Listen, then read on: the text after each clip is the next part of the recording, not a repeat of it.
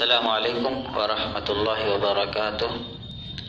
الحمد للہ نحمده ونستعینه ونستغفره ونؤمن به ونتوکل علیہ ونعوذ باللہ من شرور انفسنا وسیئات اعمالنا من يهده الله فلا مضل له ومن يضلل فلا هادي له وأشهد أن لا إله إلا الله وحده لا شريك له وأشهد أن محمدا عبده ورسوله أرسله بالحق بشيرا ونذيرا بين يدي الساعة فمن يطع الله ورسوله فقد رشد ومن يعصيهما فإنه لا يضر إلا نفسه ولا يضر الله شيئا أما بعد فإن خير الحديث كتاب الله وخير الهدي هدي محمد صلى الله عليه وسلم وشر الأمور محدثاتها وكل محدثة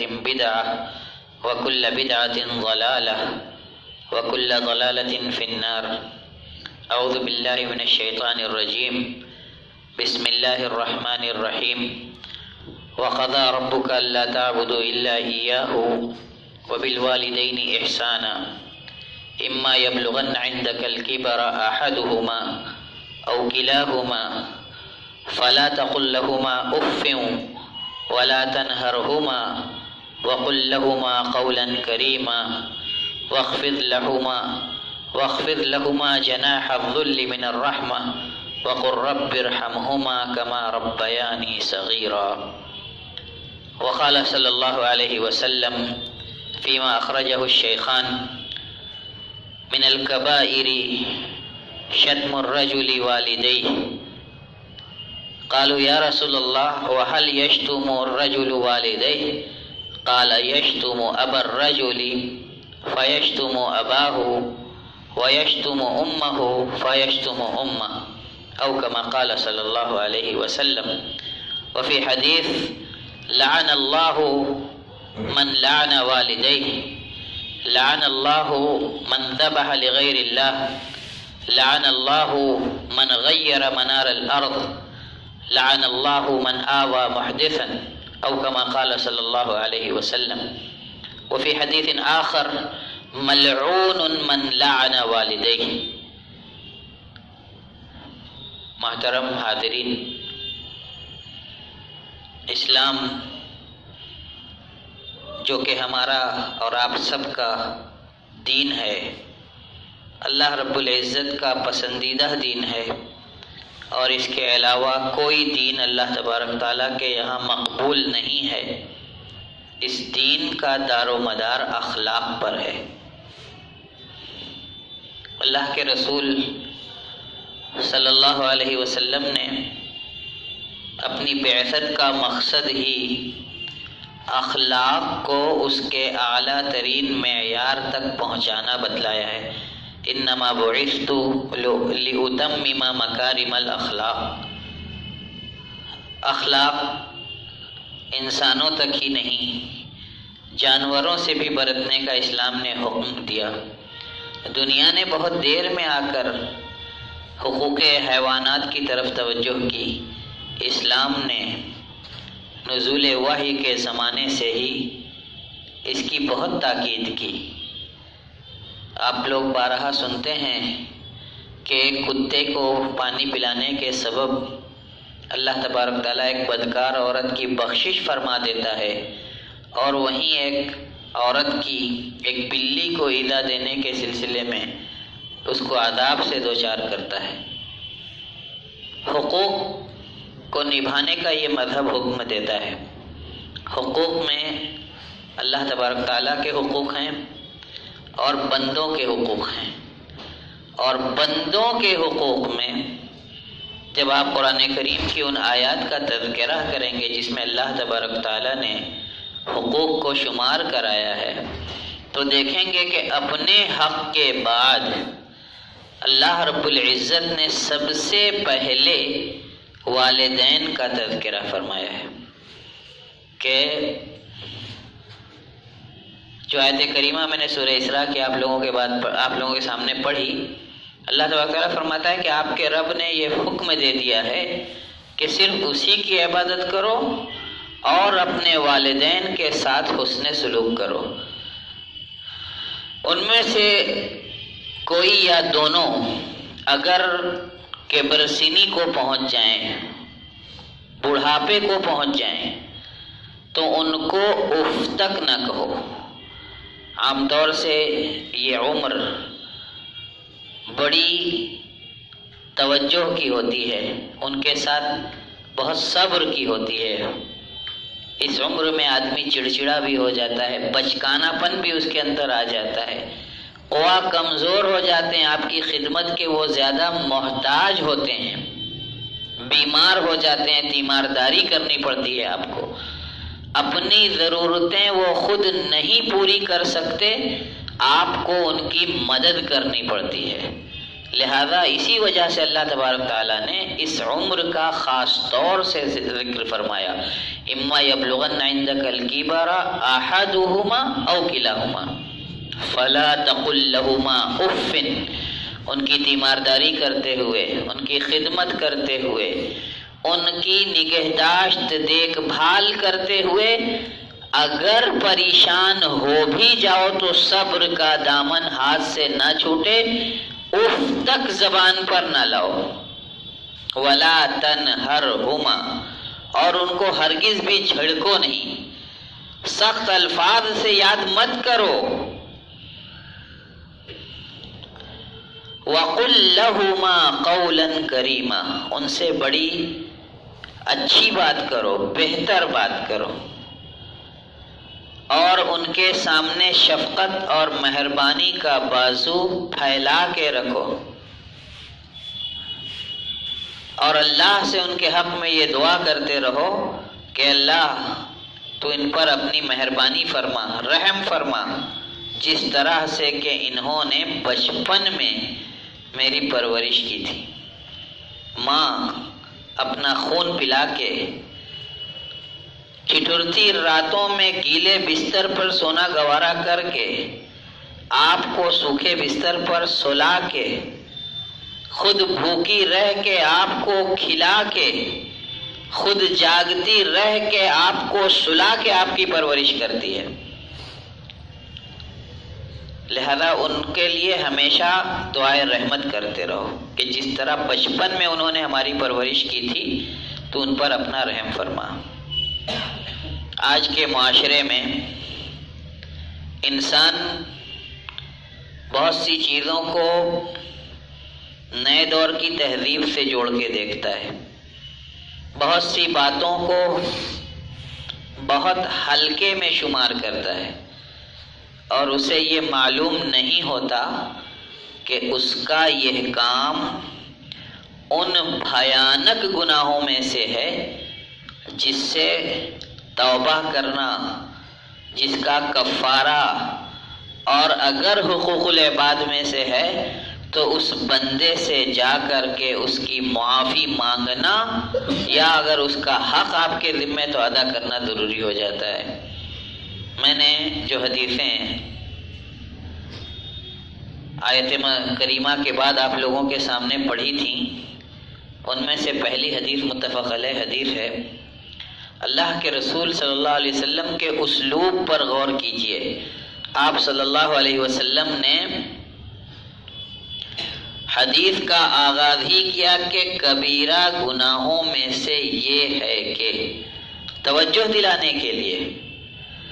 آپ چاہتے تو کہہ سکتے کہ سب الوالدین من الکبائر، والدین کو گالی دینا کبیرہ گناہوں میں سے ہے، لیکن آپ نے کبیرہ گناہوں سے ہی بات کو شروع کیا تاکہ سننے والے پوری طرح سے اس کو اپنے جی میں بٹھا لیں. من الکبائری، بلکہ ایک دوسری حدیث کے الفاظ ہیں ان من اکبر الکبائری سب الرجل والدیہ، کہ سب سے بڑے کبیرہ گناہوں میں سے یہ ہے کہ آدمی اپنے والدین کو گالی دے. سن کر کے عجیب لگتا ہے، صحابہ کرام کو بھی عجیب لگا تھا. انہوں نے تعجب سے پوچھا تھا وَهَلْ يَسُبُّ الرَّجُلُ وَالِدَيْهِ، کیا آدمی اپنے ماں باپ کو گالی دیتا ہے؟ ہوتے ہیں ایسے بھی لوگ آپ کو اس دنیا میں مل جائیں گے جو اپنے منہ سے اپنی سگی والدہ یا اپنے سگے باپ کو گالی دیتے ہیں، لیکن غور کا مقام یہ ہے کہ وہ معاشرہ ہمارے آج کے معاشرے سے کتنا بہتر تھا۔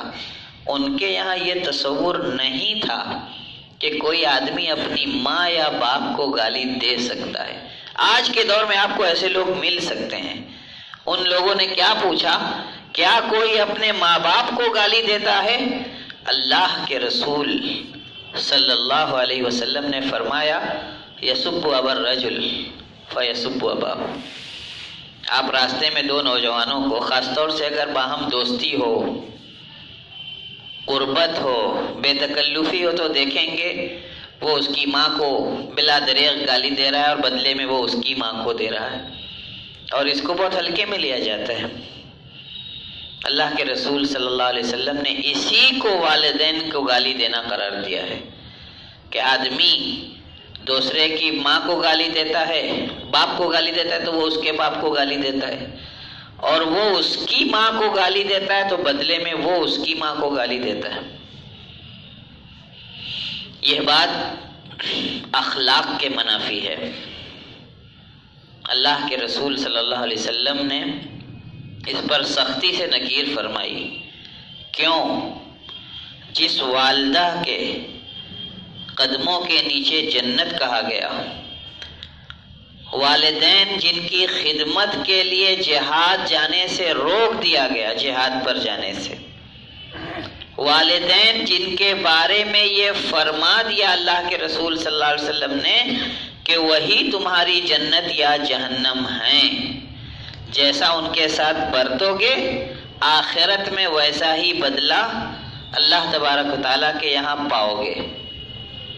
ان کو آدمی گالی سنوانے کا سبب بنے، ایسے اعمال کرے جو والدین کو گالی دلوائیں، کتنی بڑی بات ہے۔ کبیرہ گناہ کیا ہوتا ہے؟ جس سے جب تک آدمی توبہ نہ کرے، میں نے کہا، یا جب تک اس کا کفارہ نہ ادا کرے، اس گناہ سے آپ کو اللہ تبارک تعالیٰ کے یہاں بخشش نہیں ہو سکتی۔ ایسا کرنے والوں کو کیا کرنا چاہیے؟ اپنی ماں سے، اپنے باپ سے جا کر کے معافی مانگیں اور ان سے درگزر کرنے کے لیے کہیں اس کو کہ اس کی وجہ سے ان کو گالی پڑی۔ مجھے تعجب ہوتا ہے کہ عرب معاشرے میں بھی دیکھنے میں آیا کہ جب بے تکلفی کی مجلس جمتی ہے تو اس میں بھی عرب نوجوان ایک دوسرے کو عربی زبان میں ایک دوسرے کے والدین کو لعنت بھیجتے ہیں، ایک دوسرے کے والدین پر، اور جب ان کو اس پر تنبیہ کی جاتی کہتے ہیں لعنت ہمارا مقصد نہیں ہوتا۔ غور کیجئے یہ لفظ کتنا ہیبت ناک ہے کہ قافلے کے ایک فرد نے اپنی اونٹنی کو، اللہ کے رسول صلی اللہ علیہ وسلم کے ساتھ چلتے ہوئے ایک قافلے میں ایک صحابی نے اپنی اونٹنی کو، وہ چل نہیں رہی تھی، اس پر سامان لدا ہوا تھا، دوسری پر وہ سوار تھا، لعنت بھیج دی۔ اللہ کے رسول صلی اللہ علیہ وسلم نے فرمایا کہ اس اونٹنی کا سامان اتار لو اور اس کو قافلے سے الگ کر دو۔ میں ایسے قافلے میں نہیں چلوں گا جس میں ایک ایسی اونٹنی ہو جس پر لعنت بھیجی گئی ہو، کیونکہ وہ اللہ کی رحمت سے وہ شخص دور ہو جاتا ہے۔ ملعون کا مطلب یہ ہے کہ اللہ کی رحمت سے دور۔ اور جیسا کہ آپ نے جو حدیثیں میں نے پڑھی، خطبے میں سنا کہ ایک حدیث کے اندر اللہ کے رسول صلی اللہ علیہ وسلم نے 4 طرح کے لوگوں پر لعنت بھیجی ہے۔ سب سے اول الذکر، سب سے پہلا انسان جس کو آپ نے ذکر کیا صلی اللہ علیہ وسلم نے کہ من لعن والدہ، جو اپنے والدین پر لعنت بھیجے.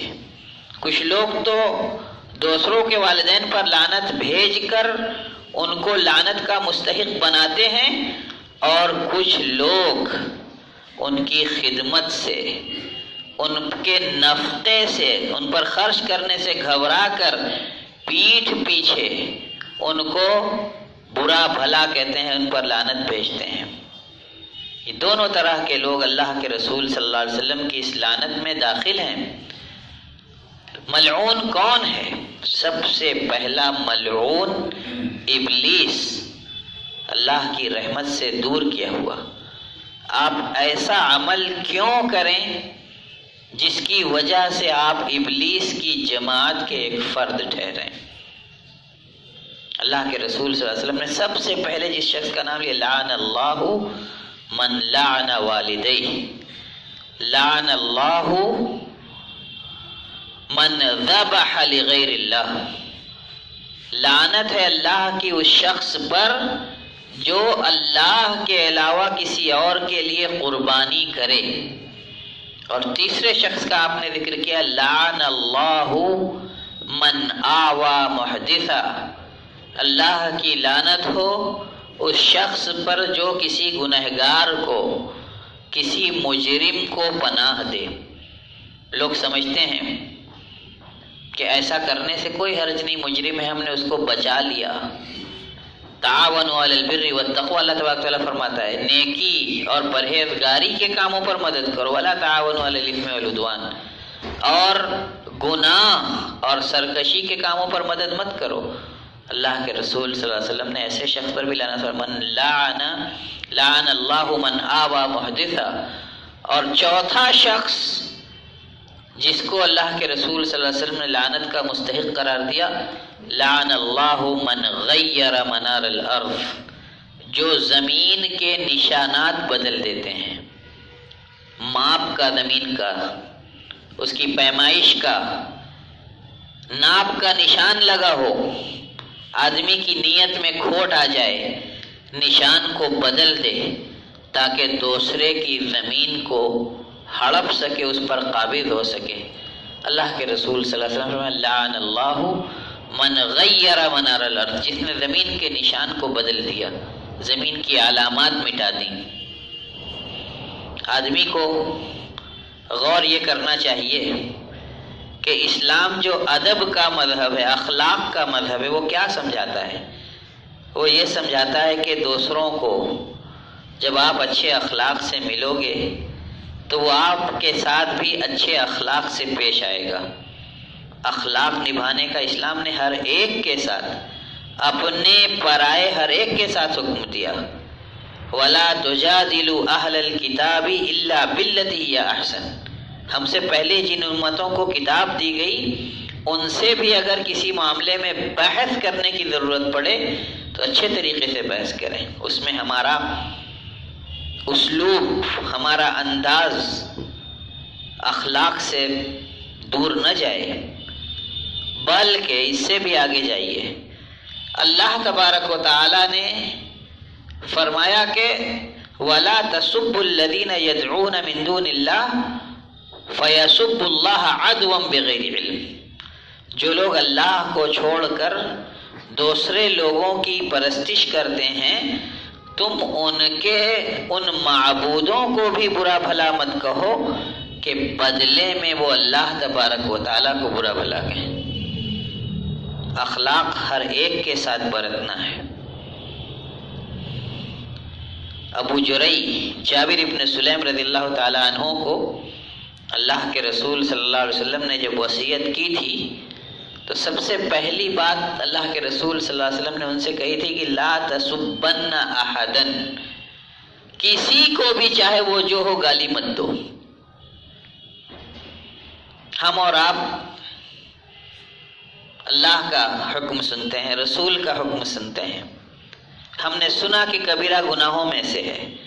اخلاق کو سنوارنے کی فکر میں لگنی چاہیے اور یہ سوچنا چاہیے کہ اگر ماضی میں ہم سے یہ کچھ ہوتا رہا ہے تو آگے ہم اپنی زبان کو قابو میں رکھیں گے اور اپنے آپ کو لعنت کا مستحق ہونے سے بچائیں گے۔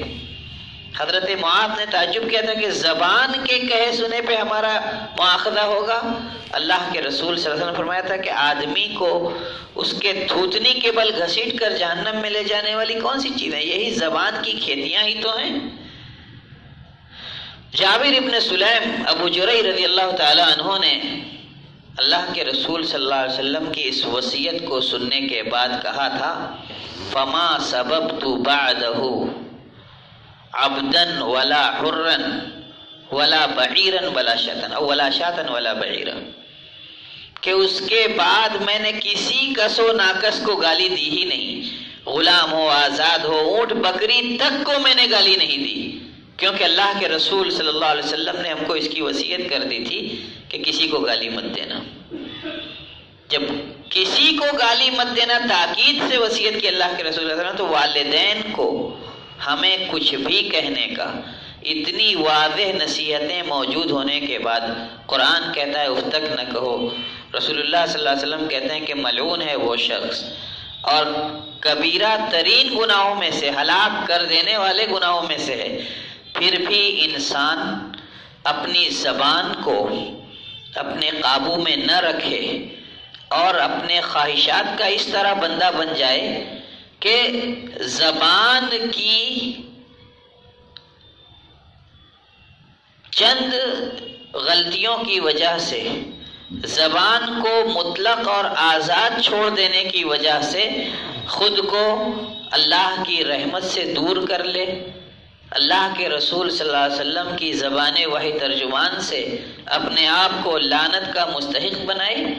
ہمیں اور آپ کو اس سلسلے میں غور کرنا چاہیے اور اس روش کو چھوڑ کر بد اخلاقی والی، گالی گلوچ والی، حسن اخلاق کی روش کو اپنانا چاہیے۔ کیونکہ اللہ کے رسول صلی اللہ علیہ وسلم نے فرمایا ہے کہ ان الرجل لیدرک درجۃ الصائم القائم بحسن خلقہ، کہ آدمی اپنے اچھے اخلاق کی بدولت روزے دار تہجد گزار شخص کا مقام و مرتبہ پاتا ہے۔ وہ عبادت گزاری اتنی نہیں کرتا، روزہ اور تہجد نہیں کرتا، لیکن اخلاق اس کا اتنا اعلیٰ ہوتا ہے، اتنا اچھا ہوتا ہے کہ وہ اللہ تبارک و تعالیٰ کے یہاں روزے دار اور تہجد گزار کا مقام اور مرتبہ پاتا ہے۔ لہذا ہمیں اپنی زبان کی حفاظت کرنی چاہیے گالی گلوچ سے، خاص طور سے اپنے والدین اور اقربا کے حق میں بھی اپنی زبان کو بے حد احتیاط سے کھولنا چاہیے۔ اگر ہم یہ چاہتے ہیں کہ ہمیں عزت ملے تو اس کا واحد راستہ یہی ہے کہ ہم دوسروں کو عزت دیں تو ہمیں خود عزت ملے گی، ہم دوسروں کے والدین کو عزت سے یاد کریں تو ہمارے والدین کو عزت سے یاد کرے گا، ہم ان کے لیے اپنی زبان سے دعا اور اچھے کلمات نکالیں تو دوسرے لوگوں کے منہ سے بھی ہمارے والدین کے لیے خیر کے اور دعا کے کلمات نکلیں گے۔ اللہ تبارک تعالی ہمیں اور آپ کو اور تمام لوگوں کو ان باتوں پر عمل کرنے کی توفیق عطا فرمائے اور بیجا زبان کو آزاد چھوڑنے سے بچائے، ہماری زبان کو سیدھی کر دے اور ہمارے اعمال کی اصلاح فرما دے۔ جب تک اس جہان فانی میں زندہ رکھ، ایمان اور اخلاق کے ساتھ زندہ رکھ اور ایمان پر ہی ہمارا خاتمہ ہو۔ والسلام علیکم ورحمۃ اللہ وبرکاتہ۔ کسی کو کوئی